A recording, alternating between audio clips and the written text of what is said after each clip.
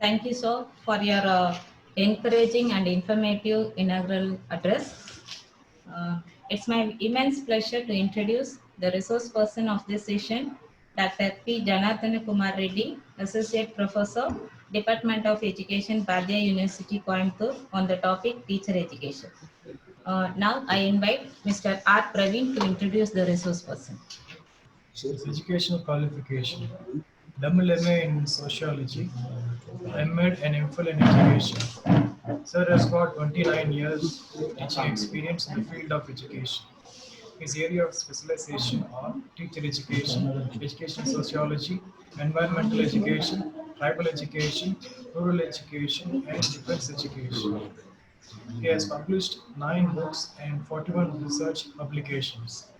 Sir has been selected for Dr. APJ Abdul Kalam Lifetime Achievement Award for the year 2017-2018 from International Institute for Social and Economic Reforms, Bangalore, and also received Notable Teacher Award on Teachers' Day, the 5th September 2018, from Tamil Nadu Education Research and Development Institution. He is a member Board of Studies, Department of Education, Bhatia University, in framing curriculum for both Bachelor and Masters of Education in course. Sir has participated and presented many papers in various national and international seminars and conferences. He is selection committee member of TNTU for the appointment of assistant professors in the Department of Education, SRKMV, Coimbatore. Sir has a very lengthy profile. Due to time constraints, we are unable to share his complete profile. Now I invite Dr. P. Janardhan Kumar Reddy sir to handle the session. Morning, sir. The mic is Morning to one and all. At the outset, I am very much thankful to our head of the department, Dr. J. Siddhar Velu, in allowing me to participate in this 4-day webinar of Kasturi College of Education on NET examination. Mic is handed over to you, sir.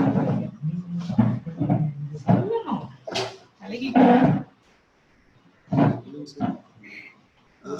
Dear organizer, please kindly allow me to host the PPT, to share the PPT.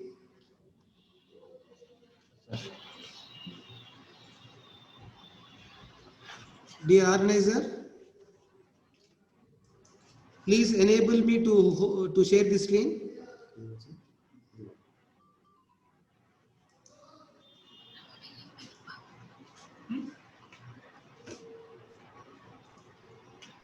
Can you able to see my PPT on the screen? Yes, sir. Yes. Yes, sir. Yes. Thank you very much for giving me the opportunity. I thank the principal of Kasturi College of Education, Dr. Radhakrishnan, and my friend Vinod Kumar, Assistant Professor, Department of Education, Kasturi College, and the correspondent, Kasturi College of Education, and all the other dignitaries. And I welcome all the participants and wish you all the best for the future NET examination. At the outset, this is the program. This is the program which is very useful to all the teacher educators. Why? Because you know the importance of NET education, as our head of the department, Dr. Singar sir rightly pointed out, why the need of NET is so important. This NET has been started, National Eligibility Test, has been started in the year 1991 and 92 to get the quality in employment. Earlier, PhD will be the criteria to get the admission into recruitment for colleges and universities. And later, in order to get good relaxation in this, national eligibility test was introduced. This national eligibility test is allowed only to get employment in colleges. If you want to get employment in universities, PhD is mandatory. In future course, this new education policy is also promoting from the year 2021, they are making NET is mandatory to get admission into PhD. NET is eligible, NET is mandatory to get admission to PhD, and PhD is mandatory to get employment. So in one aspect, Net is very, very, very useful and important to all the teachers to get into the employment. I think there is some disturbance in the screen. Somebody they have not muted their audio. Kindly, I request the participants to make them to mute their audio.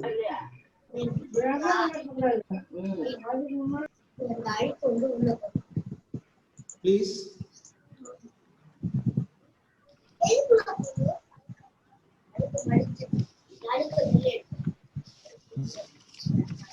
Hello. Organizer, Mr. Vinod Kumar. Sir. Vinod Kumar, there is some disturbance. There is some crosstalk getting through. Sir. Kindly mute the participants. Some of the participants they have unmuted. They have unmuted their audio and they are talking. Some crosstalk is there.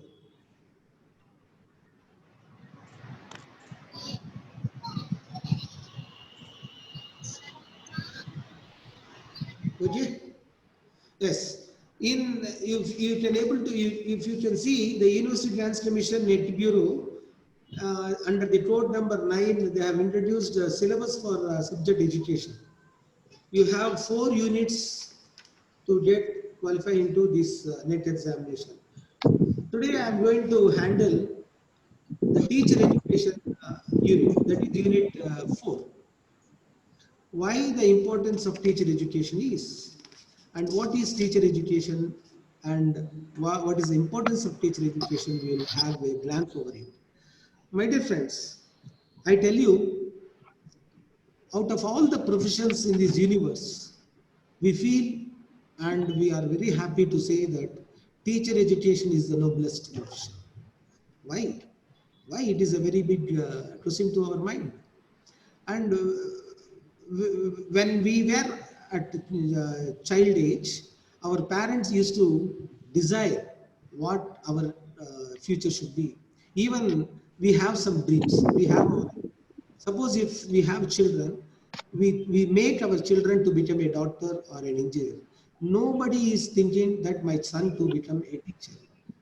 Why? Because the noblest profession teacher is having its own merits and it's having its own demerits in the society. The teacher is not, even today, the teacher is not respected and regarded properly. This should be eradicated in the minds of the people from all over the country, all over the world rather. Why? Because teacher education is the noblest profession in this universe. In there is a saying, Bhatta Kabir Das, he said, if God and teacher presents before me, I will bow to the teacher first, then only to the God. Why? Because teacher is a person who showed me who is God is. So that's why the teacher role is very, very, very important in this society.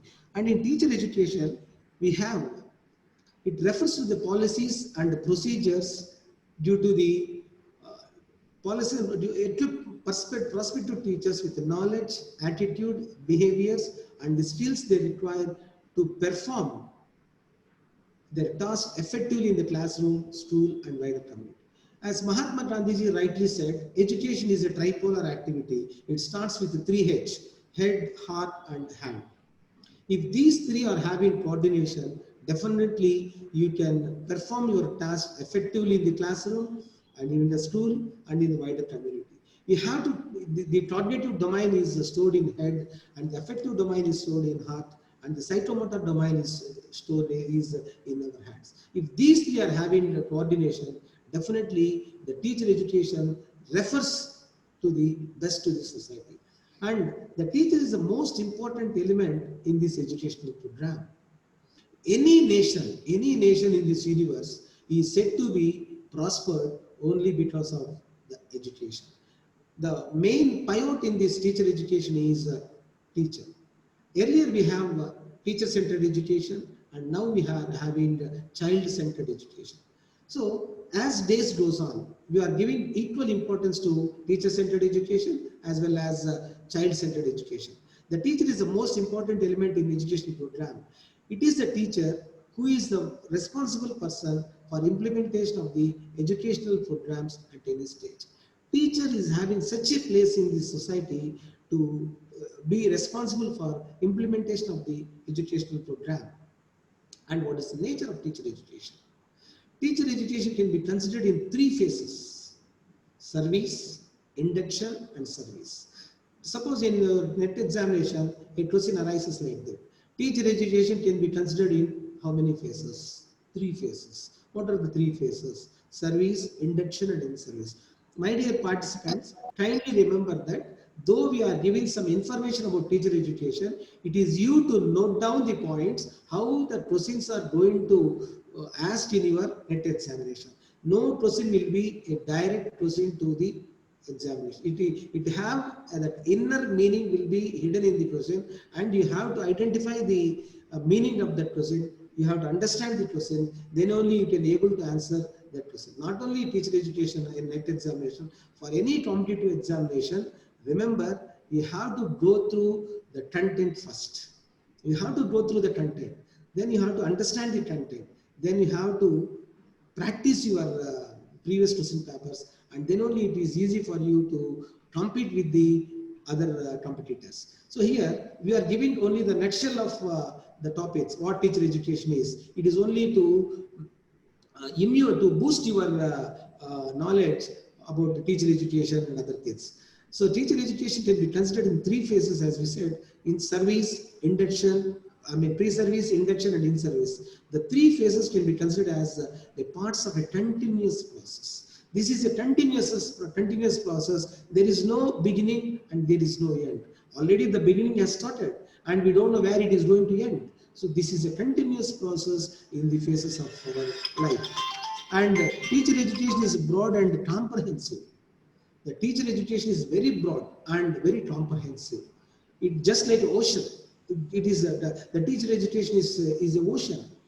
It is very comprehensive in nature, and it is ever evolving dynamic. You get a question, you get a big question in this. Teacher education is broad and comprehensive, and it is ever evolving dynamic. These are all the questions which you may get in your net examination. The crux of the entire course of teacher education lies in curriculum, design, structure, organization, and transmission modes, as well as the extent of its appropriateness. So then what is the development of teacher education in India? The development of teacher education in India, when it is started, when it has been thing. The history of teacher education is very important to know as a teacher educators. The history of teacher education in India is as old as the history of education itself. We had so many epics. Ramayana we had, Mahabharata we had, and every epic shows that, and every epic gives the importance of teacher. Even in Ramayana also, we have this. It is a teacher-centered education. We call it as Gurukulas. The teacher will be at a place, and all the disciples, all the students will go to the teacher, and they will get education from the teacher. They will be learning education from the teacher by doing service to the teacher, by doing service to the ashram, by doing service to many. So in that aspect, the history of teacher education in India is as old as the history of education itself. And India has one of the largest systems of teacher education in education of teachers, must have been born in India early in 2500 BC till date. Teacher education of Indian education may be divided into 5 parts. So remember, the teachers we don't know. Even 2500 BC is not may not be the exact answer to this. So we are having an assumption that it is started at 2500 BC, ancient and medieval period we have. So 2500 BC to 500 BC. BC means before Christ. Before Christ, we took it as B and A. So we took Jesus Christ as the exemplary, and we consider ancient and medieval period as 2500 BC to 500 BC, and Buddhist period from 500 BC to 1200 AD, and Muslim period 1200 AD to 1700 AD, and British period 1700 AD to 1947 AD. 1947 AD means before independence, up to independence, and after that, teacher education in independent India started from 1947 till date. till the independence, our Indian education system was under the clutches of British rule. Britishers imposed, Britishers imposed many rules and regulations, many systems in teacher education. Even today, most of our roots of education is drawn from British period of education. We are following the systems of British period. Teacher education in independent India started from 1947 and still it is continuing even for future generation also. So likewise, the development of teacher education in India started from 2500 BC till today or even tomorrow. And what is the need of teacher education? The teacher education, remember friends, teacher education, the aspects that need greater emphasis are the length of academic preparation, the length of academic preparation, the level and quality of subject matter knowledge. What do you mean by the length of academic preparation? It is the teacher to know what to be taught in that academic year, how to taught in the academic year. The teacher will have a process in their mind how to prepare that academic year. ஆட்சி எடுத்தா ஆட்சி காய போடுவாங்கல்ல யாரோ காய போட்டு வச்சுட்டோம்னா சுவடி போயிடுச்சு டிஸ்டர்பன்ஸ் ஆகுது. Vinod sir, Vinod Kumar sir, தொடக்க மாட்டோம் ஒன்றும் அவங்க Vinod Kumar sir. Okay. So the length of academic preparation is one of the important need for teacher education and the level and quality of subject matter knowledge. So how the level and quality of a subject matter is important to the teacher. Anybody can become a teacher. Anybody can teach a subject, but how the level and quality of the knowledge of the subject matter is stored in the mind. And the repertoire of pedagogical skills that teachers possesses to meet the needs of diverse learning situations. So what is the pedagogical skills that teachers possess? Because these are all comes under the qualities of teacher. You might be learning that the quality of a teacher is to possess the pedagogical skills to meet the needs of diverse learning situations. According to the situation of learning, according to the situation of teaching learning process, the teacher should mold himself. The teacher should carry himself to impart some technical skills, some teaching skills to teach better to the diverse learning situations. And it is a degree of commitment to the profession. It is degree of the commitment to the profession. So any profession we do, we can do any profession, but that profession should be done with some commitment. If you don't have any commitment, you will not get any satisfaction in that job, in that profession.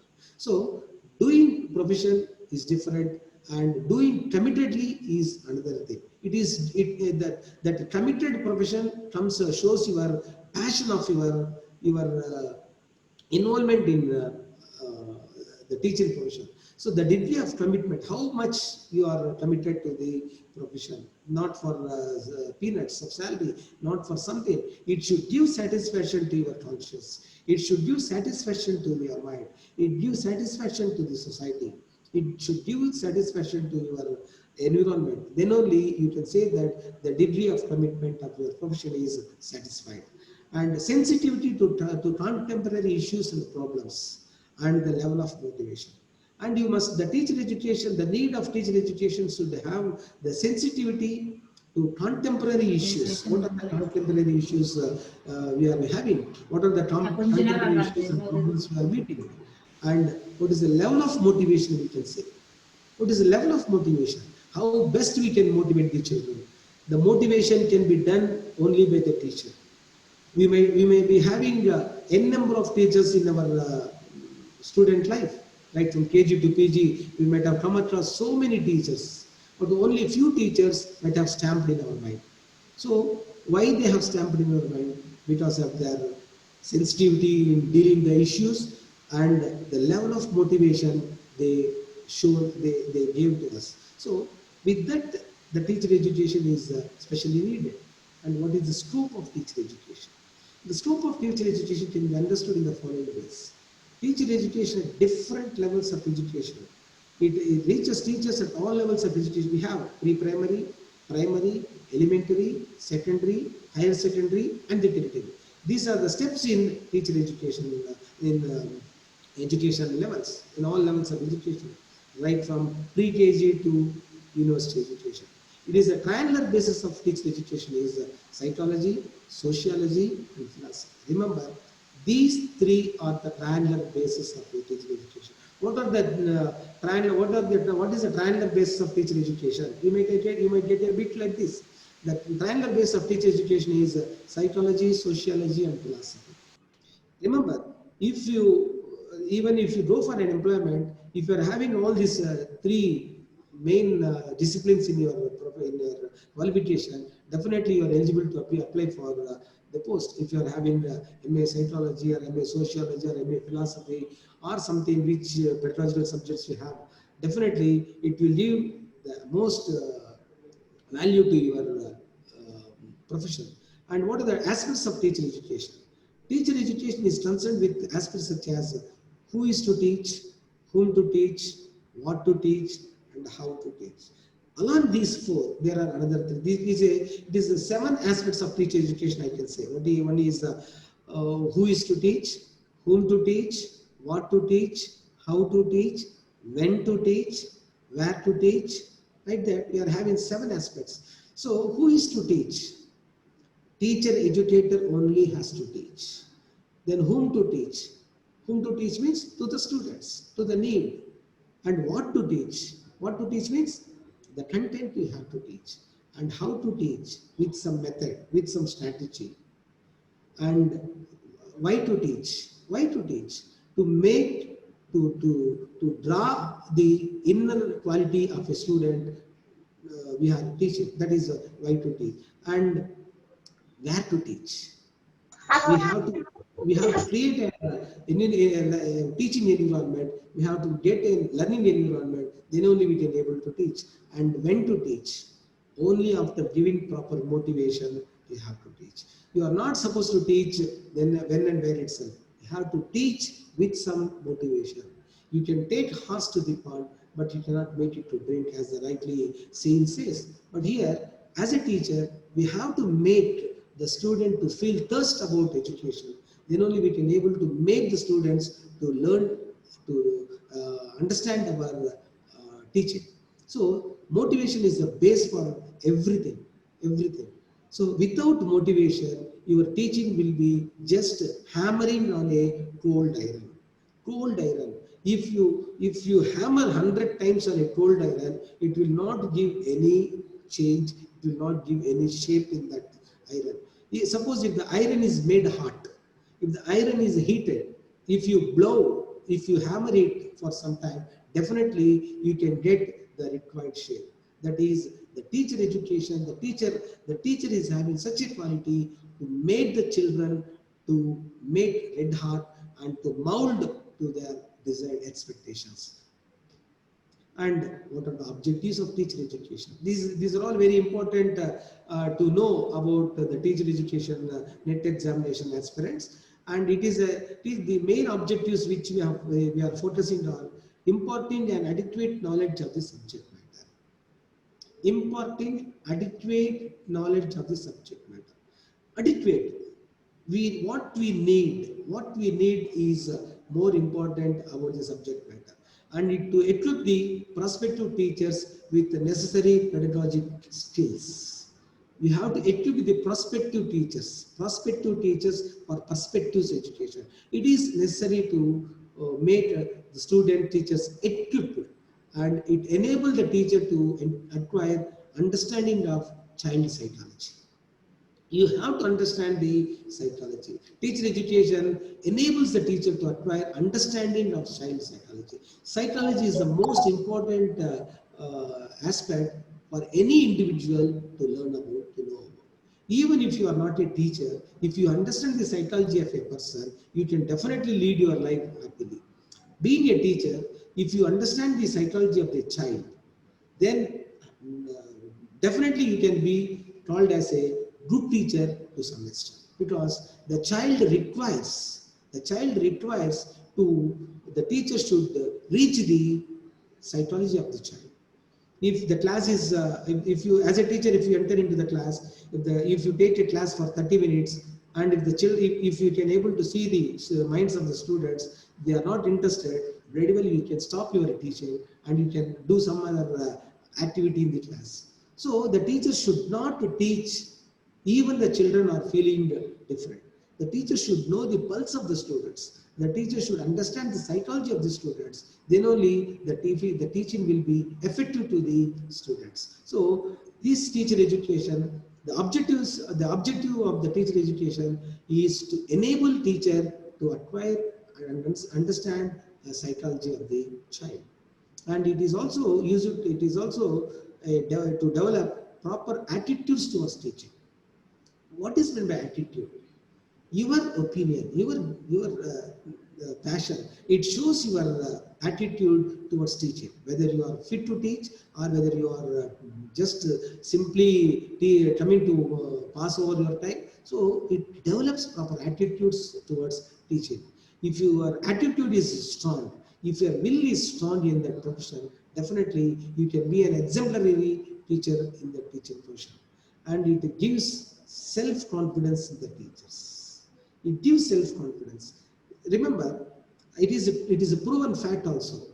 Even you may be the prime minister of the country, definitely you will respect the teachers because the teacher will have that much of self-confidence, and and it develops self-confidence in the teachers, and they believe what they are doing and they believe what they have done also.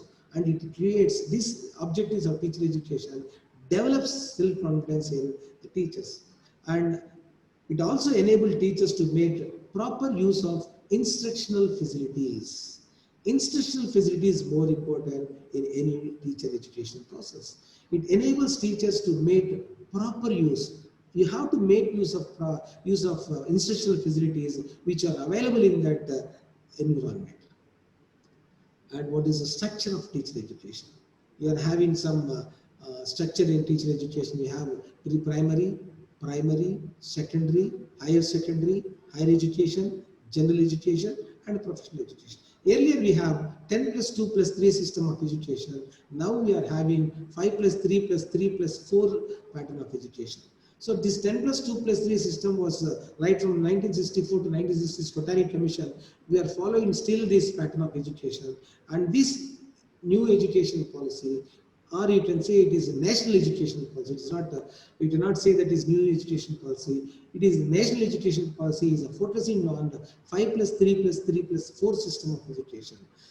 Here it is. They are having pre-primary, primary, secondary, higher education, and in higher education we have general education and professional education. General education means MA, MCOM, MSc like that, and it is professional education means MTech, BTech, MBBS, teacher education, and other education also. This is the structure of our teacher education in our country. And we have pre-service teacher education. What do you mean by pre-service teacher education?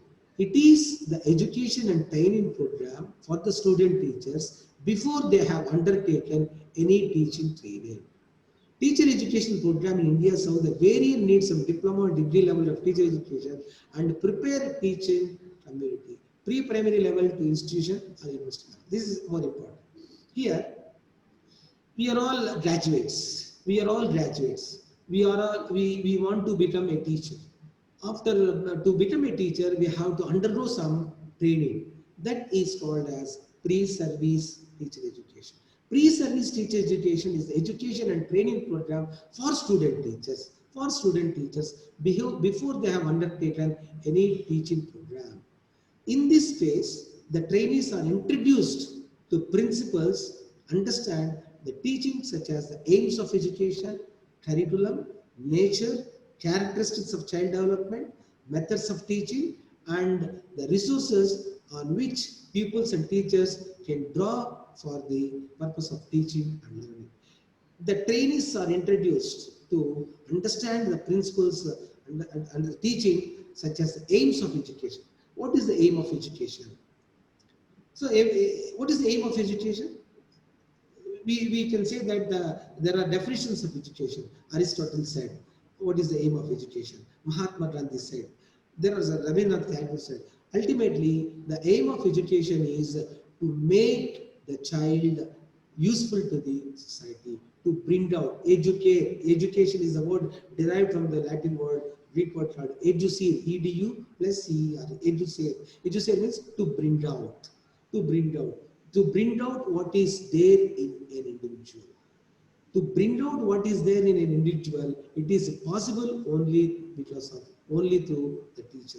Even the parents may not recognize, even the peer group may not recognize, even the society may not recognize. The teacher definitely recognizes the talent inside, inherited in the student. The teacher is the only person to identify the spark of the student, and they will ignite that spark of the student to make the student the most useful citizen to the country. So for that, this pre-service teacher education will make the teacher educator to understand the aims of teacher education, aims of education, what is curriculum, nature, characteristics of child development, methods of teaching. What is methods of teaching? There are methods of teaching, there are so many methods of teaching. You can have any number of method of teaching, but it should meet the need of the subject and need of the environment. If as a science teacher, you can use only laboratory method or intrinsic method or problem solving method, and other methods are not applicable to science. Similarly, for social science teacher, you have to use some deductive method or some inductive method. So it is not a historical approach you can take. Like that, there are different methods the teacher educator will learn before in the pre-service teacher program. And organization structure and administration of pre-service teacher education. So what is organization structure and administration in pre-service teacher education? Here, the teacher education policy in India has evolved over and over.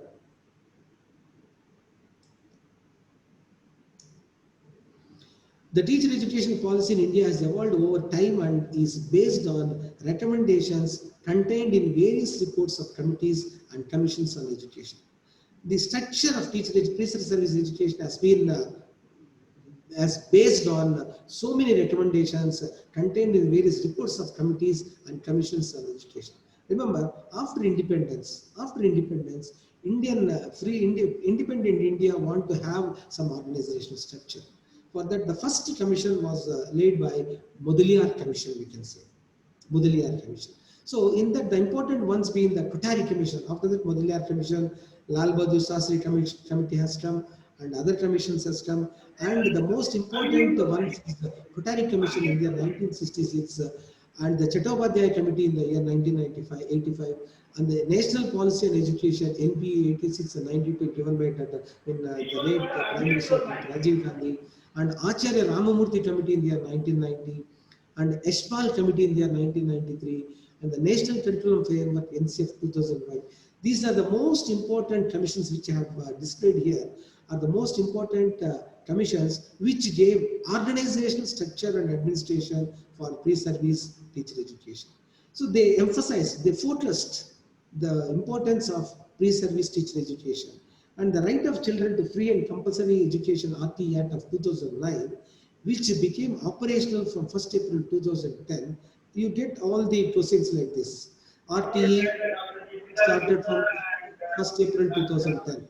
You can have multiple choice questions from this instruction also. The right of children to free and compulsory education act came into force in the year XYZ. The answer is 2001, which became operational from 1st April 2010, has important implications for teacher education in the country. So all these, especially these four, not only these, we have Lakshman Ishwarbhai Patel Committee we had, and the Mudaliar Commission we have, Parliamentary Committee we had under the leadership of Lal Bahadur Shastri, and so many commissions, they came, they made some regulations, and they gave some organizational structure and administration for this pre-service teacher education. And what are the types of teaching approaches we have? We have mainly two types of approaches. One is a direct approach and indirect approach. You may get a question like this: how many how many types of teaching approaches are there? 2, 3, 4, 5. The answer is 2. You can do it. Answer is direct approach and indirect approach. Indirect approach, we call it as expository method. We have, again, it is a directive, deductive, and demonstrative. Directive, deductive, and demonstrative. And in indirect approach, we have inductive method, exploratory, reflective, constructivism, problem solving, laboratory, inquiry, and metacognition. Remember that the direct approach always concentrated in teacher. It is a teacher-centered process, we can say. And whereas these exploratory and guided approach can be considered as the student-involved activity. The students are made to get into this action. And knowledge base of teacher education from the viewpoint of Stallman. Stallman is one of the important philosopher and educationist. He emphasized about the base of knowledge of teacher education. How should be the knowledge base of teacher education should be? He said the content knowledge is more important. The content knowledge is more important for any teacher.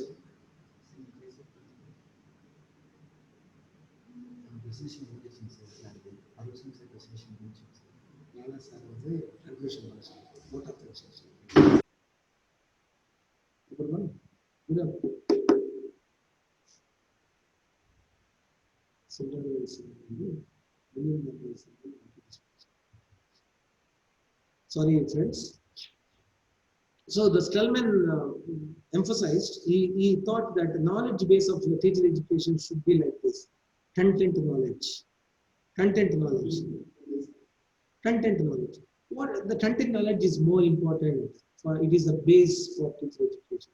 And the general pedagogical knowledge, curriculum knowledge, pedagogical content knowledge, we call it as PCK, and the knowledge of learners and their characteristics, knowledge of educational context, and the knowledge of educational ends, purpose, and values, and the philosophical and historical points. These are very, very important as per Stallman to have the knowledge base of teacher education. One is content knowledge, general pedagogical knowledge, curriculum knowledge, pedagogical content knowledge, knowledge of learners and their characteristics. It is very important in a teacher education. All these points under Stallman, he viewed how the teacher education should be. He forecasted how the teacher should be and how the student should be and how the class situation should be. If the teacher is having good in content knowledge, and if the teacher is having good pedagogical knowledge, and if the teacher is having good curriculum knowledge, then he can able to understand the knowledge of learners and the knowledge of educational context. Like that, he said the knowledge base of teacher education should be like this. And then Habermas is also another philosopher, educationist. He said, according to his viewpoint, the knowledge base of teacher education should be like this: knowledge, interest, and type of people. Every knowledge should have some interest, and every interest should have some type, should lead to some type of knowing. So, analytical knowledge, if you are having analytical knowledge, it shows your empirical interest, and type of knowing is how to know that. And hermeneutic knowledge is there. It shows the historical interest and knowing how. How is the question? You take anything in the universe, you can say only based on only three things: why, what, how. These three are the most important questions surrounds the circle of individual. So here is hermeneutic knowledge shows the historical interest and it shows how to do, how to learn. And critical knowledge is there. It shows the emancipatory and knowing why. Why, how, what. Why, how, that. These three are the should have the teacher should. So, for example, Alexander Fleming. Alexander Fleming, who is he? Alexander Fleming was a wonderful scientist who invented the most powerful medicine, penicillin. How he identified? With the repeated research, he found one when doing some process. He found some greenish layer appeared on the loaf of bread which he left over there. He got curious about why this green layer is formed on the brownish bread.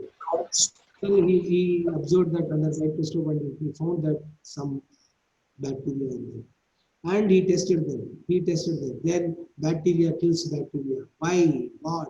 How? These three questions made Alexander Fleming to get vaccine, to get the medicine penicillin into the world. So what is the medicine in penicillin? It is bacteria. If you inject bacteria to bacteria, it kills bacteria. That is minus into minus becomes plus. So these, like it is only an example I'm telling you, we are having so many bases to get the teacher education. And earlier we have Stallman and we have Habermas too. And we have reflective teaching. What do you mean by reflective teaching? And what is the meaning of reflective teaching? And the reflective teaching means looking at what you do in the classroom and giving it a meaning by attaching the why question to what you go through. As I said you, only three questions makes a child to develop. Why, what, and how. Why, what, and how. Here, the reflective teaching means looking at what you do in the classroom and giving it a meaning by attaching the question why. By attaching the question why to what you go through. So if you put a question why to the student, definitely it shows what you are expecting from the student. So why and what is the reflective process from the teacher and student. You also empower your students to ask these why questions to their classroom experiences. Why means why questions to their classroom experiences. And you start by recognizing that you and your students are key persons in the learning. As a teacher educator, definitely you will start recognizing that you and your students are key persons in learning. And in added to this, society is also one of the key factors in learning environment. It is a tripolar activity, we can say, students, teachers, and society. Students can learn from the teacher, students can learn from the society. Learner can learn from the society, learner can also learn from students. Society can learn from students, society can learn from students, teachers. That means we will start recognizing that students and you, the teacher educators and society are key persons in learning. And your being in the classroom must make sense to you and your students. Remember, why you are in the classroom. It should make some sense. You're not standing in front of your students to make nonsense in the class.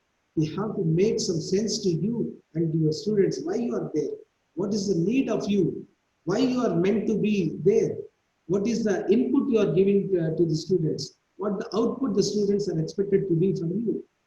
Remember, my dear participants, students are the better judges. Students are the better judges of any teacher. They will judge you. They will judge you how you are, what you are, and where you are. And that's why your being in the classroom must make sense of yourself and your students. And you recall your experience as teacher, and those your students are explored and evaluated to let you fulfill your mission and vision in the teaching profession. Every teacher should have some vision, and every teacher should have a mission for that vision. And in order to reach that vision and mission, the teacher should have a proper action in the class. And this is the three sayings given by Dr. Professor Dr. APJ Abdul Kalam. Your vision should be high, and for that vision, you should have a mission. And in order to reach that vision, and with the mission, you can do your action. If you don't have any action, you will never reach the vision what you have. And also he says that low aim is always trying. Low aim is always trying. C-R-I-M-E, trying. It is Putra, isn't it? You have to aim high. If your aims are high, definitely your objectives will give a concrete mind in your heart and soul. So if you are having cheap aim, your thoughts will be cheap. And if you dream high, whether you reach or not, what is the difference between aim and objective? As we know that aim is a long distant vision, which you may reach or may not reach. And what are the objectives? Objectives are the short-term goals which you can reach immediately. So even in a teaching profession also, what is the aim of our teaching profession? What is the aim of a teacher? The aim of a teacher is to make every student a useful citizens to the country. Is it possible? May or may not. May or may not. But what is the ultimate objective of a teacher? The ultimate objective of a teacher is to make the student to get through in this subject. So that is ultimate objective every teacher is having, right from KG to PG. I want my student to get through in this examination. I want my student to get through in my subject. So that is the ultimate objective every teacher is having. No, there is one side. The other side of the objectives of the teacher should have a broader objective. It should show your exploration towards this. You should have big objective. When the big objective comes into your mind, when you are having high aim. If you dream high, definitely your objectives also will be good in making. Remember, all these objectives are the stepping stones for your success to reach the aim. That is, we call it as reflective teaching of things. And strategies for promoting reflective teaching. What are the strategies for promoting the reflective teaching? Teacher diaries, dialogue journals, mentoring, peer observation, action research, recording lessons, teacher portfolios. These are some important strategies for promoting reflective teaching. And in this diagram, we can say that it is a reflective teacher model. It is a reflective teacher model. We can say that knowledge of staff, knowledge of students, knowledge of tools, knowledge of curriculum, and knowledge of pedagogy. These five will coordinate each and everything, and it will make use of that reflective teacher model. The knowledge of self is personal views and values and interpersonal skills. What is the knowledge of self? As a self, what you have? Personal views and values. And what is the knowledge of students? Child, adolescent development, prior experiences, cultural diversity, learning theories, and values. What is the knowledge of schools? Nature, function of schools. What is the nature of how the schools are functioning? And what is the knowledge of curriculum? Interdisciplinary, subject specific, and liberal education. Liberal education is one of the most important factors to get a good growth in teacher education. And the knowledge of pedagogy. Knowledge of pedagogy shows that student-centered curriculum, contrast of classrooms, instructions, assessment, management, and technology. So these are some strategies for promoting reflective teaching in the minds. And after pre-service, we have in-service teacher education. In-service teacher education is education and training means a form of lifelong education of professional workers in education, which in addition to study courses for the obtaining of education and for the improvement provides professional workers the opportunity for refresher, dissemination, and deepening of knowledge and base of them with the developments of the professional son to obtain a basic license. Remember, once you enter into the profession, you are not supposed to keep idle. Every day, every hour, every minute, every second, you have to update yourself. You have to know what is happening around you. You have to know what is happening around the society, what is happening in the society, how the students are evolving, how the minds of the students. Earlier, you can see students are not having much technical knowledge. Now, every student right from KG to PG is well versed with technical knowledge, particularly mobile technology, particularly usage of internet. They are having. So the teacher also should compete with them. So for that, we have to take some in-service program. You have to make, your knowledge should be deepened, and it should pair with the developments in the profession to serve, obtain a basic needs. It should pair with you. It should pair with the development of your profession. If you have old methods of teaching in your mind and you cannot compete with the technological world, you have to mold yourself. You have to make up yourself. You have to get more input from different agencies to get and to make to face the challenges important in the society in teacher education. And the meaning of teacher in-service teacher education shows that, according to Lawrence, in-service education is the education a teacher receives after he has entered to teaching profession and after he has had his education in a teacher's profession. It is a known meaning also. So in-service education is the education a teacher receives after he entered into teaching profession. After entering into the teaching profession, what all the things you are going to take, it will show. And it includes all the programs, educational, social, and others, in which the teacher takes a virtual part. All the extra education which he receives at different institutions by way of refresher courses, professional courses, travels, visits, which he takes. So, if I want to make my profession, my knowledge fresh, I have to go for a refresher course. I have to go for different institutions. I have to exchange the programs. I have to exchange the knowledge. I have to share the content. I have to share the knowledge. I have to interact with the students of other institutions. I have to interact with the teaching professionals of other institutions. I have to attend the seminars. I have to attend the other programs. What we are having. These are all in-service teacher programs. And what is the need and importance of in-service teaching? What is the need? What is important? Why it is so important? We know that education is a lifelong process. Right from mother's womb to the tomb, education is a continuous process. It will give some message every second, every minute, every hour, every day. It is giving some message. We have to adapt that message. We have to apply that message to ourselves, and we have to keep moving in the society. It is in-service teaching education is useful for professional growth. Professional growth. I want to become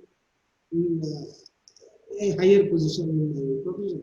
I want to become the next higher position. In order to become the next higher and higher level, I have to update myself and I have to undergo so many programs which enhances my knowledge and which enhances my knowledge to the students. I can share my enhanced knowledge to the students and I can inject the better systems to the hands of the children. And we know that this in-service teacher education program will definitely make education as dynamic. Education, what is meant by dynamic? Dynamic is a physical sense word. Keeps on moving. It is having a kinetic energy. It will have some energy. It will have some energy. And it is not static. It is not static at all. No, it keeps on moving. Education keeps on moving. Every second, the changes happening. Yeah, we should be very careful in observing all the changes. And as a teacher education, we have to undergo some teacher in-service program, and we have to update ourselves. And we can say that education is a dynamic process. For that dynamism, we have to go for in-service teacher education program. And the simple thing which I am taking class to all the participants as a resource person is a in-service teacher program for me. It is sharpening my mind. It makes me to work for some time. And I'm sharing the content which I'm having with you. It enhances my knowledge to the others. And it makes it democratic. It makes democratic. Democratic means it gives some self-confidence to you, and it gives you a fundamental right to talk, right to lecture, right to deliver. It gives the emancipation of your current knowledge. And what are the modes of in-service teacher programs? There are a good number of in-service teacher programs. Out of these in-service programs, we have orientation courses we have, summer courses we have, refresher courses we have, correspondence courses we have, evening courses we have, intensive courses we have, workshops we have, seminar and symposium. These are all some important mode of in-service teacher education programs. Orientation. Suppose, for example, if you are new to the, if you are newly recruited to the teaching profession in a college or university, you will be considered as assistant professor. If you want to go high into the position, you have to go for at least some orientation program or some refresher programs. And that is the rule given by the UGC to make, to enhance your career advancement scheme to have this, because you are equipped with some knowledge. You are refreshed with your knowledge. You gain some input, some in-service teacher. So you are eligible to teach for the higher level. So like that, in order to have that, these are the orientation courses, summer courses, refresher courses, correspondence courses, evening courses, intensive courses, workshops, seminars, and symposium. These are all some important modes of in-service teacher programs. And there are agencies. What are the agencies which will give in-service teacher program, teacher education program to the teacher educators? The agency, this is the hierarchy of the thing. This is the classification of agencies. One is universities for pre-service and intensive in-service teacher education, and the state government for pre-service and in-service teacher education, and autonomous and government bodies for pre-service and in-service teacher education. These three will coordinate together, and under universities for pre-service and in-service teacher program, we have Department of Education like us, and affiliated colleges teacher educations like your college and other colleges. So these two will have some coordination, and we will talk together, we will exchange together, we will give universities, we will give the in-service and pre-service for teacher education programs. And for state government and for pre-service thing, we have state institutions for teacher education and SCRTs and CMATs. So these will have some coordination under state government, and they will give some pre-service and in-service teacher education program. So these are all some agencies. And from autonomous and government bodies from the state and central level and national level, you can see that NCRT, NCTE, UPA, CBSE, Kendriya Vidyalaya Sangathan, CISEs, etc. So these are all some important agencies under national level, which gives the in-service and pre-service programs. Even HRDC also, UGC HRDC also is one of the big agency of education importing some teacher education programs. And agencies of in-service teacher education, we call it as SSA. SSA means Sarva Shiksha Abhiyan. Sarva Shiksha Abhiyan is an Indian government program aimed at the universalization of primary education in a time-bound manner. In a time-bound manner, Sarva Shiksha Abhiyan, it is the ideology came from the mind of Mahatma Gandhi, Sarva Shiksha Abhiyan. We want to have the primary education to be universalized. So we are doing the 86th Amendment of the Constitution of India, making free and compulsory education to children between the ages of 6 to 14 years, estimated to be 206 million. This is the census at 2001, I put. And there are so many, n number of students are taking, imparting education. So under 86th Amendment of Constitution of India, so you can get a bit like this. In which amendment of the Constitution of India makes the free and compulsory education for children between ages 6 to 14? Immediately you can write 86th Amendment. Or the 86th Amendment of the Constitution of India making the free and compulsory education to the children between ages of 6 and 14, 8 and 16, 9, 3 and 12. It like that you will get a choice. The answer is 6 and 14. So these, in the same statement, you may get two types of questions. So you must be aware of this 86th Amendment of the Constitution of India and age group of 6 to 14 for free and compulsory education. The fundamental right, this is also another question. Fundamental right, Article 21A. Under Article 21A, the fundamental right, the program was pioneered by former Indian Prime Minister Atal Bihari Vajpayee ji. It aims to educate all children between the ages of 6 to 14 by 2020. So the program was pioneered by former pioneer Prime Minister. He wanted all the children of India between the ages 6 to 14 should be educated by 2010. So that is his vision. That is his vision. And Sarv Shiksha Abhiyan aims to provide useful and relevant elementary education to all children in the age group of 6 to 14 by ensuring universal access and retention, bridging of gender and social category gaps in education, and enhancement of learning levels of children by provision of quality education.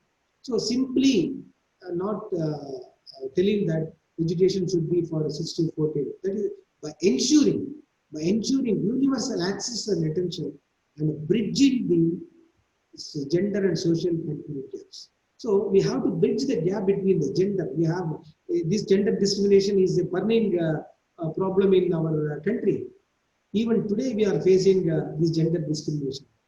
All we can say we can debate in many issues, but we should not forget that male gender is dominating female gender. This is very, very, very unfortunate. Why male are dominating the female? Undoubtedly, women are becoming greater than men. Even in irrespective of that, men are treating women badly. It should not be. Education is the only weapon which can which can bridge the gap between the gender and the social category gaps in education, and it enhances the learning levels of children by providing quality education. If the education is if the education is having some quality, definitely it will eradicate, it will uproot the negative thoughts from the children. And it is ensuring the 10% enrollment. This is what even our present BJP government is also doing. Our Tamil Nadu government is also working hard for this. We want to ensure 10% enrollment. Unfortunately, we are having this pandemic COVID-19. Irrespective of that, we are accustomed to these online and webinar classes. And here, the agencies, the institutions should not take this as an advantage, and it should not make money out of this. And we have to give 10% enrollment in education and ensuring 10% retention of children enrolled in schools without getting dropped out. Why children are getting dropouts? Why we are having dropouts? It is a very big problem early in 80s and 90s. Early 80s and 90s, we have very, very, very, very good dropouts in schools and colleges. Why? Because it is not meeting the needs of the parents. It is not meeting the needs of the students. Now the government has reformed. The government has recognized the problem, identified the problem, and took several measures in making in bridging the gap between the need and the parent, need and the student, need and the college, need and the school. Then definitely the students' enrollment has enhanced. And we have to ensure the 10% retention of children enrolled in schools. The students should retain in the schools right from first standard to at least up to 10th standard. Up to 10th standard. So if a child goes out with the 10th class certificate, the child will get some employment with her thing. And it should provide a quality elementary education in all schools. These are objectives of Sarv Shiksha Abhiyan, to provide quality elementary education in all schools, and you should provide an inclusive environment in schools conducive to differently abled children, children from marginalized sections, and children hailing from different circumstances, providing infrastructure facilities to promote quality in education in all schools. So, basing on that, we are having that inclusive education, blended learning, all these we can make it as a Sarv Shiksha Abhiyan program itself.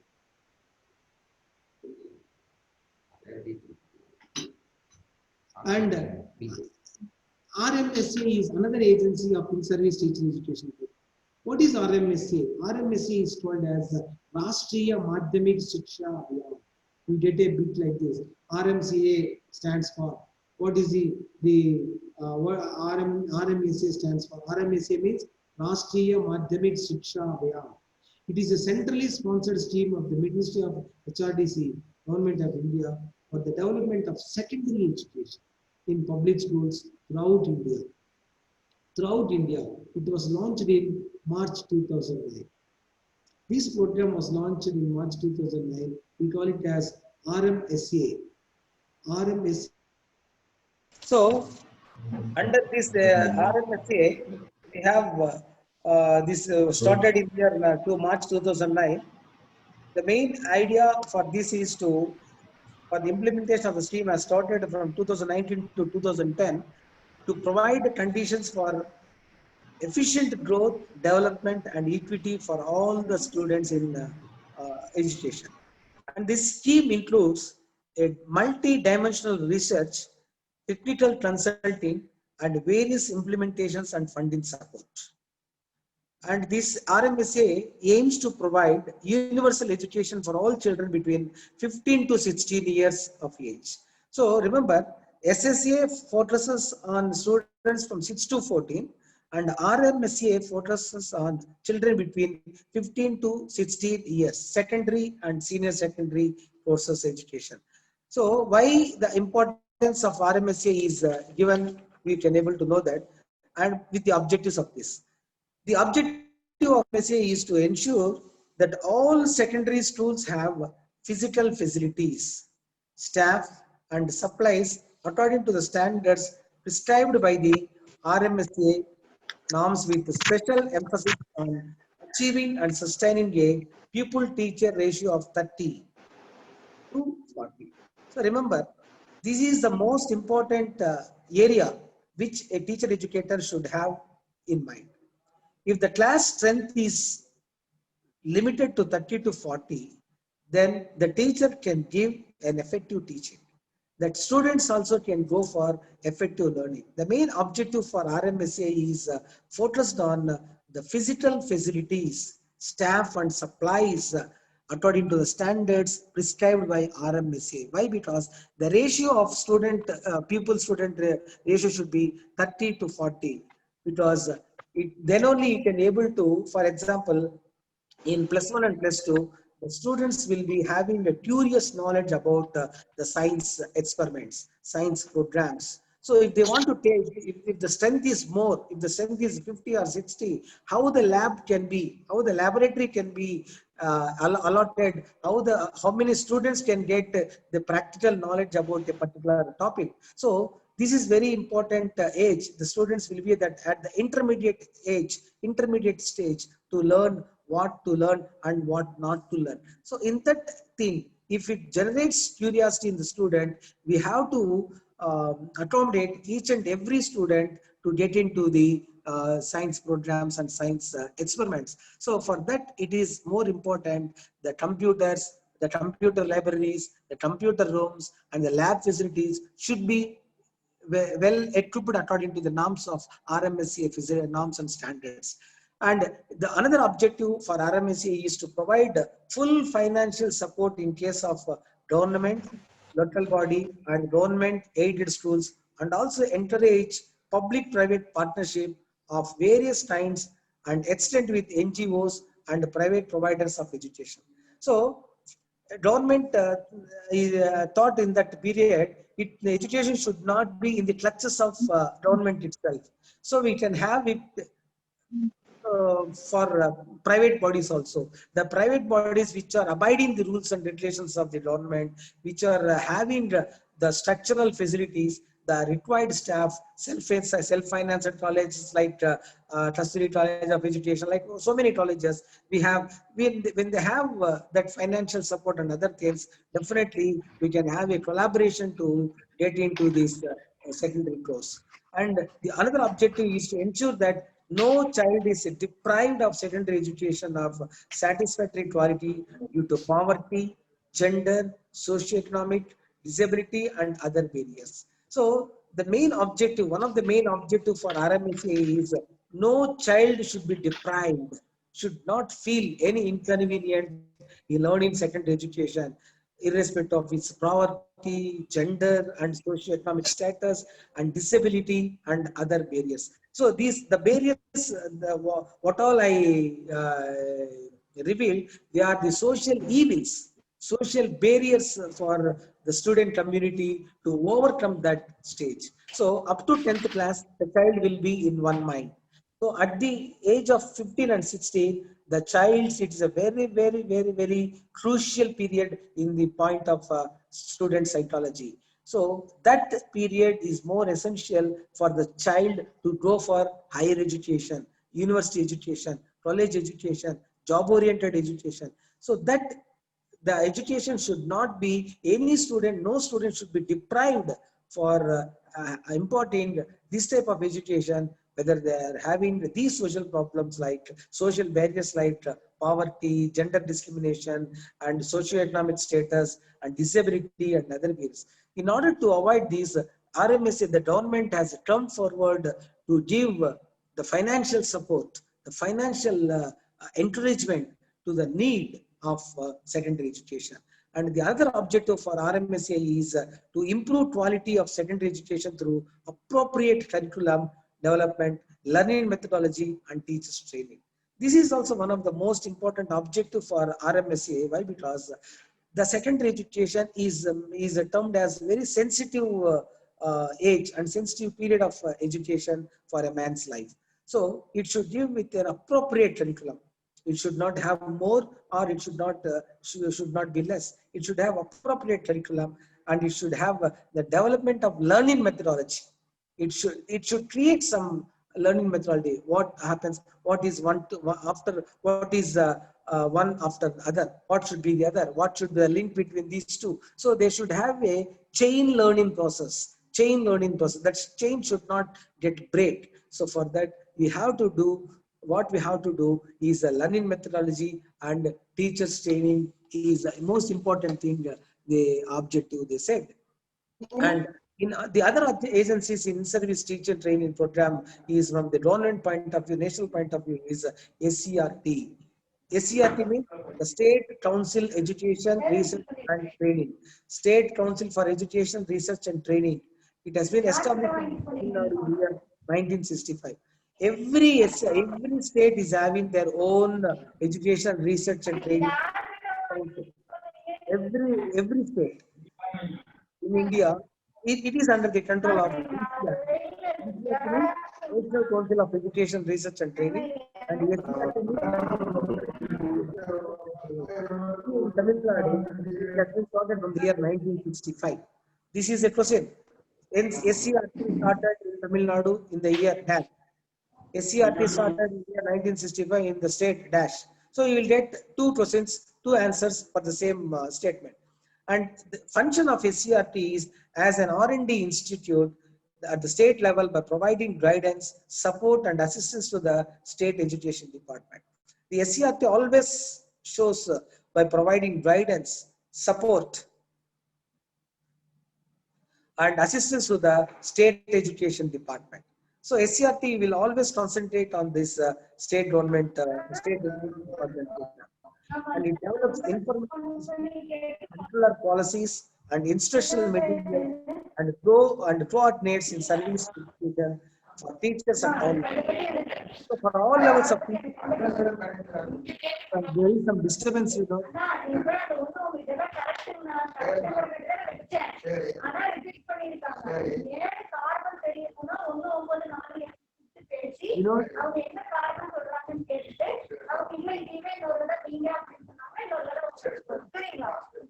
Vinod,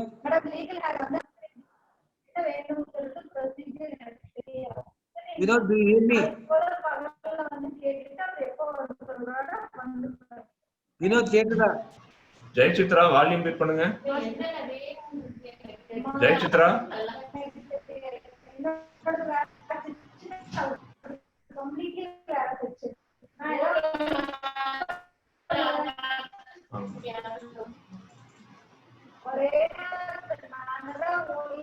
Vinod, yes sir பண்ணிட்டேன் sir. அது mute ஆக மாட்டேங்குது sir. Yes sir. okay. So the SCRT always supports to the state education department what is necessary, what is need to the education department by providing guidance, support, and other facilities. The curricular policies also will be designed and will be reformed in under with the ratification of the SCRTs. And it has following departments: DCTE, we call it as a Department of Curriculum, Textbook and Evaluation. DCTE means it is not the Department of Teacher Education, it is Department of Curriculum, Textbooks and Evaluation. And NTSC means National Talent Search Examinations, such as DIET, blood resource centers, like that. So there are many agencies which are having under SCRT and NCRT. And NCRT, it is started in the year 1961. We call it as National Council of Educational Research. National Council of Educational Research and Training. This is NCRT. Under NCRT, every state is having its own SCRT. The policies are taken by SCRT of Tamil Nadu state may have some slight differences with the other neighboring states also. So with the resources, what the nation, what the state is having, what the human resources the state is having, basing on that, what the curriculum policies we can do, this can be ratified and it can be done in the SCRT without deviating from the main skeleton, main structure of NCRT. The NCRT is a national agency. The major task for the NCRT is pre-service teacher education, understanding the educational research, capacity building at state level and district level teacher education institutions. So NCRT mainly focuses on pre-service teacher education and understanding educational research. Mainly NCRT always focuses on research and capacity building of state level and district level teacher educational institutions. And NCRT always extends its academic and technical support to MHRT. NCRT always supports and extends the academic support to MHRT. And the National Action Plan for in-service education of primary teachers through distance education. National Action Plan for in-service education of primary teachers through distance education. So if a teacher is having a low qualification when he enters into the service, and if the teacher wants to grow more in his academic career, this NCRT will provide a national action plan for the in-service education of primary teachers to go for the different programs through distance education modes. And through it coordinates with the NCTE, IGNOU and NIOS. NCTE means National Council of Teacher Education, IGNOU means Indira Gandhi National Open University, and NIOS means National Institute of Open Schooling. So we have what is NCTE, we can see here. NCTE is a National Council of Teacher Education established in the year 1993. This is also one important question you get. NCTE established in the year dash 1993. In the year 1993, which body has established NCTE? These are all apex bodies. These are all autonomous bodies. These are all constitutional bodies which are having very good coordination with center and state. The major task is to develop a teacher. The main role of NCTE is to develop teacher education curriculum framework. And it is used to undertake, complete and publish state level studies on teacher education. Mainly NCTE focuses on the main development of teacher and education curriculum framework. These two should have hand in glove. These two should have hand in glove. It develops the teacher and it also develops the educational curriculum framework. Every curriculum framework should have the development in parallel with, in par with the development of teacher. And one of the foremost tasks of NCTE would be to develop a strong, credible accreditation machinery for curbing substandard institutions. So NCTE is making iron punch on all substandard institutions which are not having the required fulfillments to develop a teacher and to develop a teacher educator and to develop the curriculum framework. So they are focusing more on this and they want to get a quality education for this. From here, I can point out Tamil Nadu Teacher Education University is a separate university on teacher education, abiding the rules and affiliating the rules of NCTE. They are doing their best in getting fruitful education and getting fruitful teacher educators from the various institutions like the Kasturi College of Education and Bishop Appasamy College of Education, like so many colleges we have. And it is the NCTE will focus more on these points, and it issue recognition to the teacher education institutions in various teacher education programs. If you want to get the recognition, if your course has to be recognized, NCTE has to give permission. Though you are studying in a university college, though you are studying in a university, the NCTE has to certify, the NCTE has to recognize that you are taking this course in particular university. So NCTE is having such an autonomous power to make a student and to make a teacher more effective and friendly to the society. And the other agencies is in service teacher education are UGC. UGC means University Grants Commission of India. It is a statutory body set up by the Government of India in accordance to the UGC Act of 1956. Remember, UGC Act came into force in the year 1956 under the Minister of Education and is charged with coordination, determination, and maintenance of standards of higher education. It has to maintain the standards of higher education. Why the higher education should have high standard? If the higher education, because India till 1947, India were under the clutches of Britishers. Britishers doesn't want our independent India. Indians should flourish. India is rich in knowledge. India is having very good resources. India is inhabited.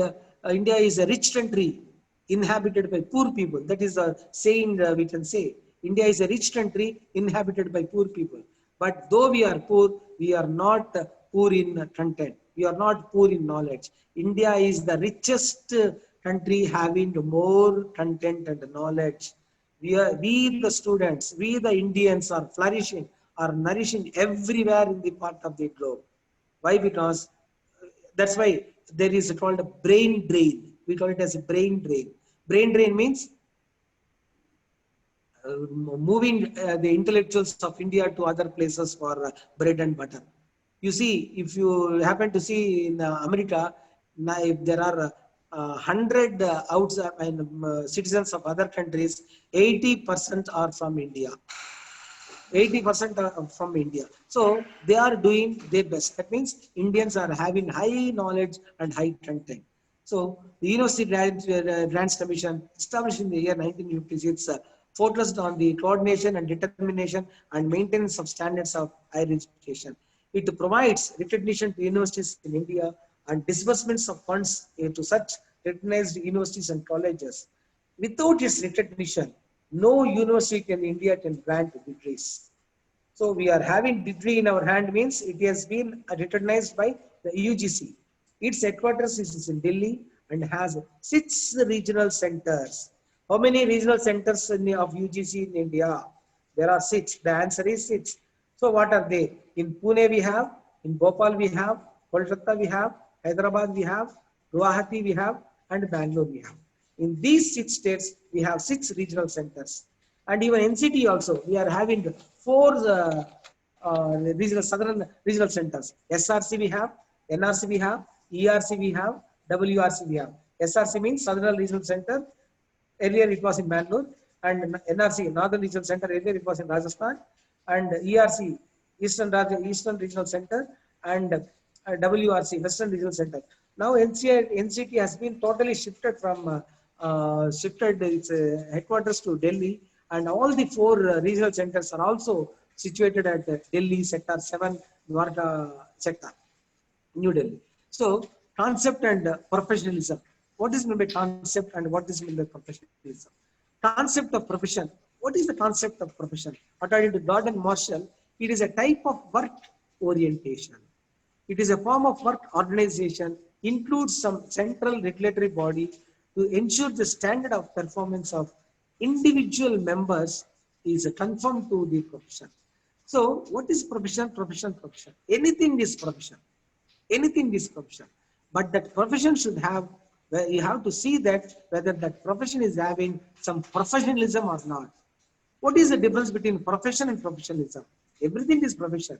When it is socially constructed, you can say it is professionalism. If I entered into this job, I can say that in which profession you are, I am in teaching profession. So what is my professionalism? If I teach my content in a socially constructed manner, in a contextually variable way, in a service level of achievement, then it is called as professionalism. It shows some defined externally and defined by the professionals themselves and constantly being refined. It shows some status and homogeneity. These are all called the professionalism in profession. Next slide, Yes, teaching as a profession. Next slide, Vinod. Teaching as a profession. Among all the professions, teaching profession is very noble and great. It is already a known fact. Professionalism is a complex and elusive concept. It is a dynamic and fluid. Why I said it is dynamic? Because it always keeps on moving. It always keeps on moving. And why it is called as fluid? Because it can be fit into any shape, just like water. If you pour water into glass, it will get a shape of glass. If it is poured in a bottle, it will get into a bottle shape of the bottle. That's why education is have a flexible shape to mold it into anything. That's why teacher can have such a phenomenal character, and its members have an organized body of knowledge that separates the group from all the others. So definitely, the teaching profession, the profession, the teachers are treated to be a separate group from others because they have their intellectual properties, they have their self-confidence, they have their own ethics, they have their own morals, they have their own commitment. So a teacher will develop all these things. And the teacher profession serves as a great social purpose. Remember, we are the social scientists. There are scientists in our nation, in our country, in our globe. They do best to the society, they do best to the humankind. But the social scientists, as we can reform the society in a well-structured manner. And there is cooperation achieved through a professional organization. We have a professional organization which we can get cooperation achieved through this. And this is a formal period of preparation and requirement of continuous growth and development. In this teaching profession only, we'll have a formal period of preparation and a requirement for continuous growth. In other professions, you don't have that uh, continuous growth. It will be, even in our profession also, our profession should not be like eating and vomiting. What all we have, we should not vomit before students. We have to make ourselves molded. We have to make ourselves equipped with the content, necessary knowledge, and then we have to impart our knowledge to the students. There's a degree of autonomy accorded the profession.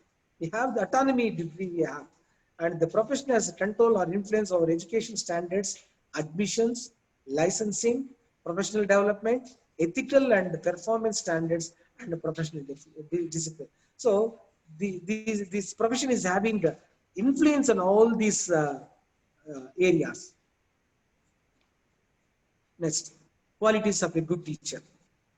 So this is not a thing to know. Every teacher, if you are a teacher, you should have some qualities. What are the qualities of a good teacher?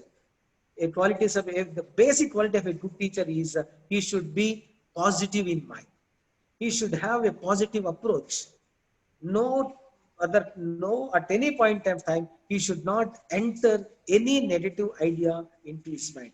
All happens, what happens, he should make it in a positive way, so that he should give the confidence in the students, and he should be a communicator. This is the major character and quality of a teacher to perform his duties to the level of the standards. Why? Because communication is a major bridge to fill the gap between the students and the teachers. Why? Because if your communication is good, no doubt every student or every other person will definitely influence us through your communication. That's why the teacher should have good communication skills, good communicate, how to articulate, how to pronounce a word, how to use the words, what is the necessity of using the punctuation in his presentation, how to use the manipulation of presentation, how to be jovial in his presentation, how to articulate his presentation, how to make the classroom lively, how to make the classroom joyful. This all depends upon the communicative quality of a teacher, and he should be organized. The quality of the another important quality of a teacher should be the teacher must be organized. He should be having the quality of organization, and he should always be motivational. Always be motivational. Yes, you are the teacher, no doubt. You should not make others demoralize. If there is a class of 30 or 40 students, you don't expect all the 30, 40 are brilliant. You should not expect all the 30 and 40 are low. They have moderate understanding and moderate uh, influence. Suppose if one student could not able to answer, don't demoralize him. You have to appreciate and you have to make the student to know his mistake, know his error, because errors are human. Errors are human. We, the students, do mistakes, do errors. That error should not convert into mistakes, and that mistakes should not convert into blunder. So at the error stage, the teacher should motivate the student. Oh, my dear child, this is not correct. The teacher should not punish harshly. The teacher should make the child to learn, to know with his motivational approach. With this motivation, they can do wonders in the class. That can be happen only because of teacher. Teacher can make a student a useful citizen to the country. The teacher can make a student an antisocial element to the country with his motivation. With his motivation. Motivation is nothing but giving inspiration. Giving inspiration. If I am inspired by, right from KG to PG, I have seen so many teachers, but only one or two teachers they stamped in my mind. Why? Because of their motivation given to me. Similarly, in every walk of life, I must definitely get them into my mind, how they motivated me, how they ratified me, how they molded me. Likewise, the teacher should have the quality of motivating the students and flexible. The teacher should never be rigid in his opinions. Even if the teacher is a truant, our ego will not permit. So we have to admit, yes, okay, tomorrow I will make you to learn. Tomorrow I will get this. Yes, this is correct. What you have said is correct. That the flexibility should be there. If the teacher doesn't show that flexibility, nobody in this universe are experts. Nobody in this universe are end with the knowledge. Everybody is still a learner. I may be good in one content and maybe good in one area, but I'm poor in some computer knowledge or some thing. I used to get some help from people like Vinod and others. Why? Because I know the talent of them, so that I can able to. So I am flexible. I must make myself flexible, and the most character of a quality of a teacher is to be flexible in his mind and value based. We should not let down our values at any point of time. That is the main quality of a teacher. We should not let down. We should not let down our values. We are not least to anybody. We are not last to anybody. We are, we are. We are, we are. We are having some values. We are having some social value. We are having some ethical values. We are having some professional values. We have to follow that. That's why we call it as a noblest profession. Hopefully, 90% of our teachers are following this. And it is individually perspective and knowledgeable, and the teacher must be creative. The teacher must be always innovative in thoughts. He must keep on keep the children innovative and sense of humor. It is most essential for the students. If the class is whatever, maybe you are master of so many things. There is a saying I can say that though you are a master of 100 languages, when you cut your finger, you will get your mother tongue only first. You may be master in 100 languages, 100 languages. Suppose if you cut a finger, what is the word you get from your mouth? Amma. Amma. That means you are coming to indirectly you are telling your mother language. So this is the way which you have to mold yourself. You have to make a sense of humor in the classroom. Why? To make the class lively, to grab the attention of the children to your conscious. So you have to make the classroom a most sensibly humorous. It should not, without deviating from the content, you should make them. From this point of view, I can able to tell one thing I experienced. One of my senior science teacher, he was telling about the physical and chemical properties of some chemical. So he brought a chemical to the class and he showed the chemical to the students, and he was telling about the physical and chemical properties of that chemical, and he explained the properties, and he's telling about the taste, color, and other properties, and he touched that chemical and tasted and asked the students also to taste and taste. So initially students will hesitate and students will get some curious. So they will rush to the teacher and they tasted that chemical. Every student who tasted that chemical, they rush to the wash basin to clean their mouth. But the teacher doesn't do that. Why? Because the simple answer is the teacher dipped this finger and tasted with this finger. That means it is a sense of humor created in the classroom and made the children not to forget about the taste of that chemical till their lifetime. So with that sense of humor also, that means why I mean to tell you is this sense of humor should not deviate from your content. You can quote the examples, you can quote the illustrations, you can quote the many happenings happened around us, because learning from environment is a major factor which influences the student and the teacher also. The next slide. Professional ethics of teachers. So what are the professional ethics of teachers is the ethical standards for the teaching profession represent a vision of professional practice. At the heart of a sound and effective teaching profession is a commitment to students and their learning. This is the main ethic.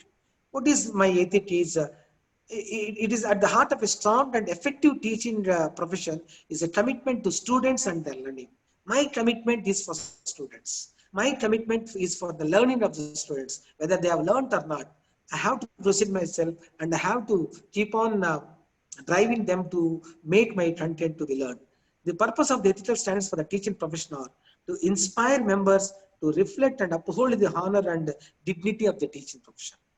At any point of time, the dignity of teaching profession should not let down, and to identify the ethical responsibilities and commitments in the teaching profession, and to guide ethical decisions and actions in the teaching profession, and to promote public trust and confidence in the teaching profession. We have to promote all these things. And the personal and contextual factors affecting teacher development are, so there are some contextual factors in education system, factors which are affecting the development of teacher are learning opportunities, teacher competence, teaching behaviors, and student outcomes. These four are affecting the personal and contextual factors of teacher development. And among those four, the personal characteristics also involved: academic attributes, non-academic attributes, and background factors. So overall, these four factors, learning opportunities, whether you are providing learning opportunities, whether you have resources, and even if you have resources and if you are not providing learning opportunities, then it is an effectiveness for your teacher development. And similarly, the teaching competence. If you are not competing with your teaching standards, definitely it will affect your teacher development.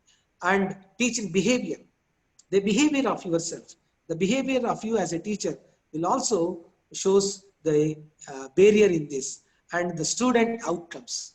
If the student outcome is not up to the mark, then definitely it is a major factor which affects the teacher development. The next slide. So this is ICT in teacher education. ICT means information and communication technology in teacher education. Today, this is the era of 21st century. The world economy is experiencing an unprecedented change. Now we are facing the unexpected scenario, calamity, natural calamities, man-made calamities, disasters. So this is, we are facing health emergency, educational emergency, public emergency, global emergency we are facing from the period of so many months. The total system has been shattered.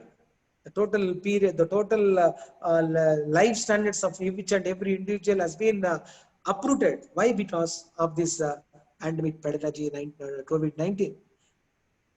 Even if, even if we withstood that, our government supported us, our teachers supported us, our parents encouraged us to have the education. Education in no way, in any point of time, education is not disturbed.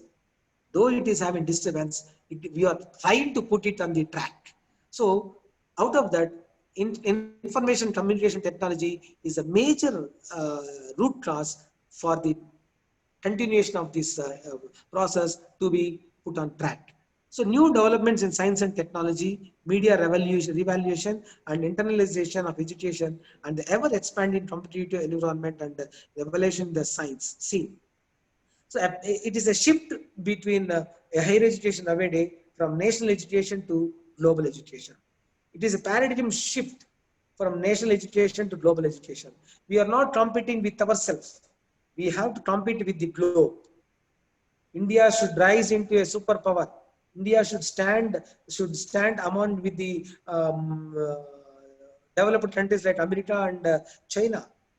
So we are fighting for. So for that, our education should not be for national education and should shift from national education to global education, from one-time education for a few, one-time education for a few to lifelong education for all. So earlier it was, if a person is educated in a family, that is enough. That is enough. Now the trend has been changed. Education for all. Each and every individual of the family are being educated, are getting education.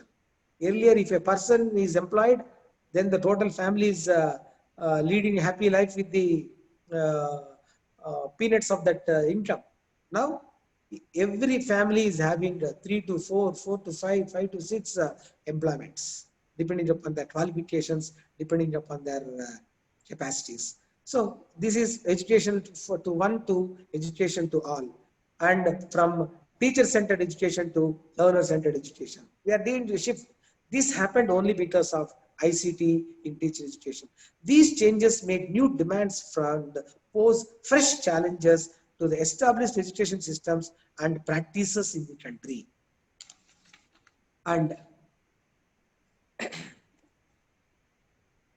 this education course in scenario, understanding the role of technology in change and the implications of technology mediated changes for education, and creating interest in learning among students through innate utilities like animation, simulation, internet, etc.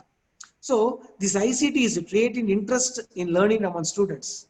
Apart from all these things, animation, simulation, internet, now it is going beyond that. Cyber security, mobile trafficking, mobile inventories, developing apps. See, earlier it was so many mobile applications were there. Mobile applications were there. நீங்க சொல்லுங்க யாருக்கு?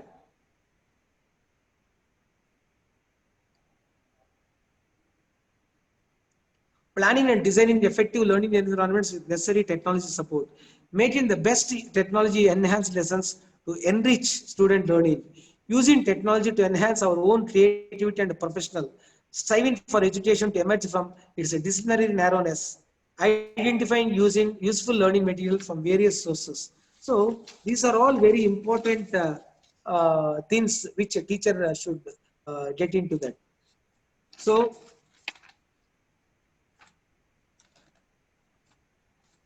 there are other things also there. Basic information, quality enhancement for professionalization of teacher education, basic information, learning environment, curriculum and TLM, teachers' participation with the demands and changing society, management and curriculum support, classroom process and practices. Thank you, sir, for your wonderful and inspiring presentation.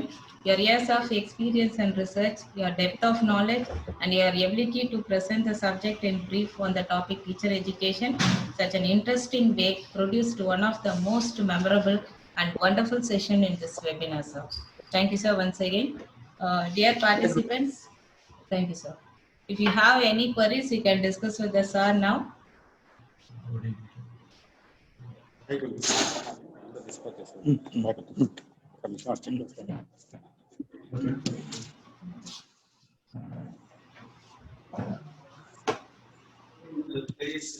There is any queries? Motivation. And we are very much delighted about your presence and your information, sir.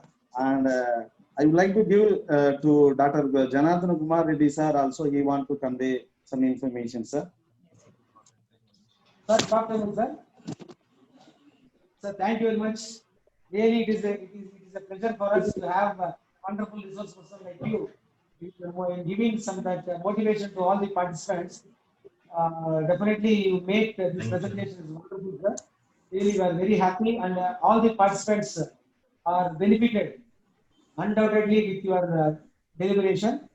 It is a wonderful opportunity to all the not only to the participants but also to the faculty of education. And we are expecting many more deliberations from you, sir. Whenever such programs are happening, sir. ஒரு file தான் பண்ணிருக்கீங்க Thank you very much, sir. Once again.